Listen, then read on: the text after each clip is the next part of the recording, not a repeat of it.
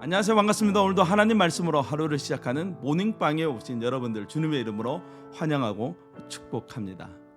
다이아몬드 반지 하나가 있습니다. 다이아몬드를 감싸고 있는 화려한 장식이 황금으로 되어져 있는 반지이지요. 어떤 사람이 그 반지를 보고 이 다이아몬드를 감싸고 있는 화려한 이 황금에만 관심을 가진다면 그 사람은 이 반지의 진정한 가치, 다이아몬드에 대해서는 제대로 알지 못하는 것이죠.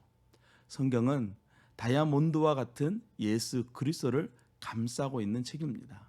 우리가 성경을 열심히 공부하고 연구했는데 이 핵심이 되는 예수 그리스도를 제대로 바라보지 못한다면 그것만큼 안타까운 일이 없을 것입니다. 오늘 우리가 묵상할 하나님의 말씀은 히브리서 7장 1절에서 10절 말씀입니다. 히브리서 기자는 이제까지 그 누구도 다루지 않았던 멜기세덱이라는 인물을 통해서 예수님께서 대제사장이 되신다는 것이 어떤 의미인지를 가르쳐 줍니다. 먼저 구약 성경에 나오는 이 멜기세덱에 대해서 살펴봅니다.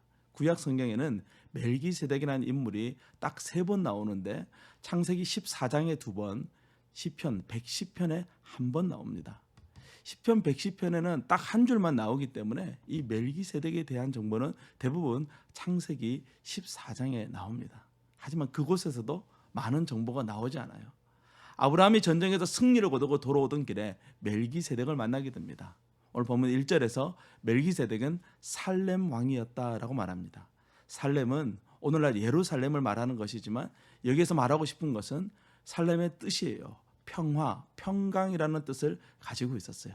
즉 멜기세덱은 평화의 왕이었다는 것이죠. 또한 그는 평화의 왕이면서 제사장이었다라고 말씀합니다. 그런데 평범한 제사장이 아니라 지극히 높으신 하나님의 제사장이었다라고 말씀하고 있어요. 제사장이 하는 일은 하나님께 제사를 지내고 예배를 드리는 일도 하지만 백성을 축복하는 일을 하고 있어요. 제사장에게는 이 축복권이 있었습니다. 그래서 멜기세덱은 아브라함을 축복합니다. 아브라함은 자신이 축복한 멜기세덱에게 자신이 전쟁에서 얻은 이 전리품의 10분의 1을 드림으로써 이 멜기세덱의 제사장적 권위를 인정하는 것이죠. 3절에 독특한 표현이 나옵니다. 멜기세덱은 아버지도 없고 어머니도 없고 족보도 없고 시작한 날도 없고 생명의 끝도 없다라고 말합니다. 이것은 히브리적 문학적 표현의 방식이에요. 실제로 그가 부모도 없고 시작한 날도 죽는 날도 없다는 것이 아니라 그것을 기록하지 않음으로써 멜기세덱을 마치 신비한 사람으로 표현한다는 거예요. 하나님께서 멜기세덱을 이렇게 신비로 감싸는 이유를 다윗은 성령 안에서 깨닫게 되는 것이죠. 다윗은 많은 시를 지었습니다. 다윗의 시 중에는 메시아를 예언하는 시가 많이 있어요. 그 중에 시편 110편도 메시아 시라고 불리는 메시아 예언 시입니다. 바로 이 시편 110편 4절에 멜기세덱이 언급돼요. 여호와는 맹세하고 변하지 아니하시리라 이르시기를 너는 멜기세덱의 서열을 따라 영원한 제사장이라 하셨도다.